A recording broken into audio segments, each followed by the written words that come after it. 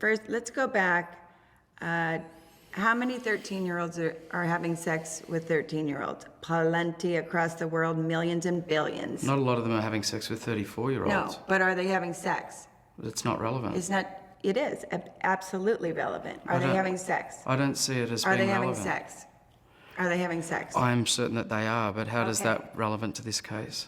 They're not children. On them. That's why I asked him to get away from us.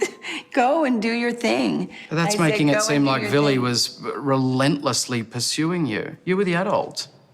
You can say that. I am saying that. I was by age. And by maturity.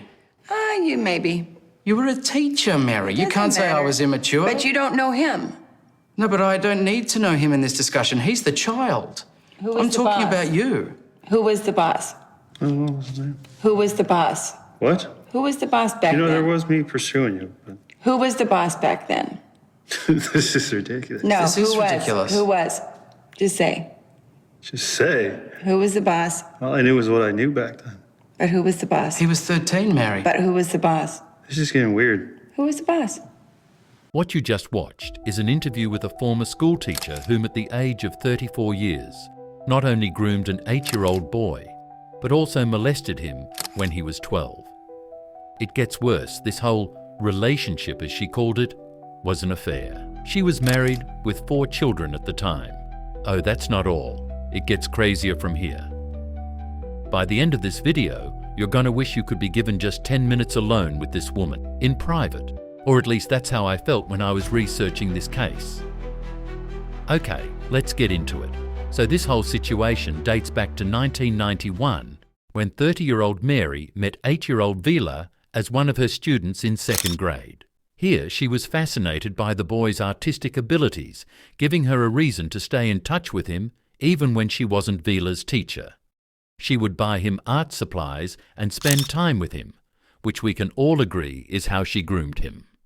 During this period, things wouldn't get physical between them until 4 years later, when Mary was assigned to teach 6th grade, Vila's class. She continued to cultivate Vila's artistic abilities and began inviting the boy to her family home to do his homework there. According to Vila, he claimed to have made a bet with his peers that he would have sex with the teacher. It turns out, this trusted and respected teacher, a wife and mother of 4, had been fantasizing being intimate with the 12-year-old Vila, which she eventually did just a few days before Vila's 13th birthday in 1996. In February of 1996, Mary's husband began suspecting she was having an affair, and so he began his own investigation. Shortly after, he found multiple love letters written by Mary to Vila, the 6th grader. He got so upset and decided to leave the house.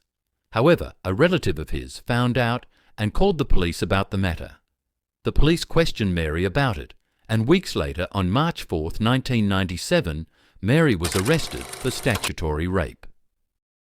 It gets crazier. When she's being arrested, she was already 7 months pregnant with Vila's child. News media went crazy with this case, and everyone in the country knew who she was. On May, she gave birth while still awaiting trial, and the child was placed in the custody of Vila and his mom. 3 months later, she pleaded guilty to 2 counts of child rape. However, on the day of her sentencing, she pleaded with the judge for leniency. The judge sentenced her to 7.5 years in prison, but suspended all except 6 months, with the condition that she undergoes treatment for sex offenders and to have absolutely no contact with Vila. By January of 1998, Mary had already finished her sentence and was out.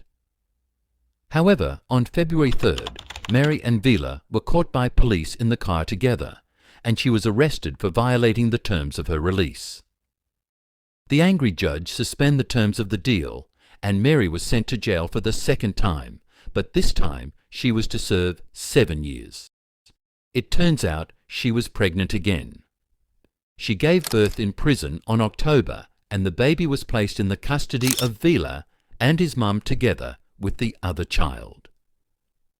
During her time in prison, it is reported that they snuck love letters to each other, claiming to get married when she was out. In August of 2004, she finished her sentence, and on May 2005, they got married vila, being 21 years old. Now, over the course of the years, the couple have given multiple interviews. Mary still thinks that she was wrongfully imprisoned and she didn't do anything wrong. In 2017, Vila filed for separation, but later dropped it. However, in 2019 the couple legally separated, and in 2020, Mary died of colon cancer, leaving most of her real estate to Vila. What do you think about this case? Do you think things would have played differently if the adult was a male teacher and the minor a female student? In my opinion, I do. Pedophiles are pedophiles.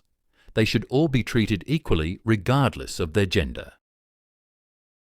Thank you for watching. Stay safe, and I'll see you on the next video. Bye-bye.